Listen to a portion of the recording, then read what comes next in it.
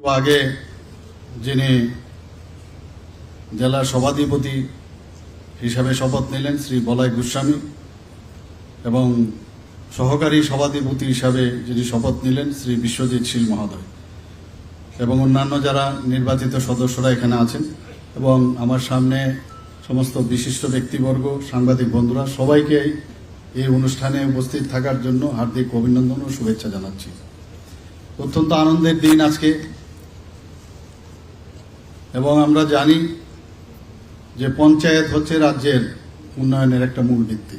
আমি সব জায়গায় সবসময় বলি যে আমাদের কেন্দ্রীয় সরকারই হোক, রাজ্য সরকারই হোক, যে কোনো প্রকল্প সেটা যখনই তার রূপায়ণ করার প্রশ্ন দাঁড়ায়, সেটা কিন্তু আলটিমেটলি গিয়ে দাঁড়ায় ত্রিস্তরীয় পঞ্চায়েতে। এবং পঞ্চায়েত হচ্ছে আমাদের মূল ভিত। মাননীয় প্রধানমন্ত্রী নরেন্দ্র মোদীজি বারবার এই বিষয়টার উপর সবসময় জোর দেয়।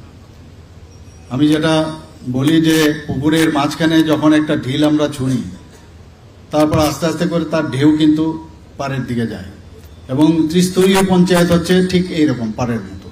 সমস্ত প্রকল্প, যোজনা যা যা থাকে বেনিফিশিয়ারি, সব কিন্তু এই ত্রিস্তরীয় পঞ্চায়েতের মাধ্যমেই মানুষের কাছে আমরা পৌঁছাই। পঞ্চায়েত খুব ইম্পর্টেন্ট আমাদের, এবং আমরা খুব প্রশংসিত হয়েছি এই ধরনের একটা প্রকল্প আমরা নিয়েছি বলে।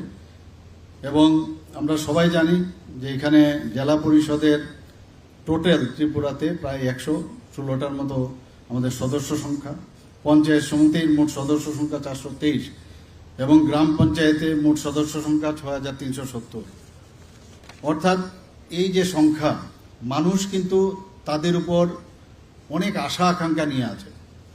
আমাদের সরকার, কেন্দ্রের সরকারই হোক আর ত্রিপুরা সরকারই হোক, বারবার যেটা আমরা জোর দিই যে ত্রিস্তরীয় পঞ্চায়েতেও আমরা যেভাবে ট্রান্সপারেন্সির মাধ্যমে এই দুটো সরকার, যে ডাবল ইঞ্জিনের সরকার যেভাবে চলছে, ত্রিস্তরীয় যেটা স্থানীয় যে সরকার, সেখানেও সেইভাবে চলবে।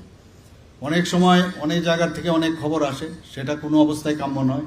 আমি এখানে নবনির্বাচিত যারা সদস্যরা আছেন বা সভাধিপতি, সহকারী সভাপতি, ওনাদেরকে আমি বলবো যে প্রধানমন্ত্রীর যে ইচ্ছা যে স্বচ্ছ প্রশাসন, সেটা আপনারা দেবেন।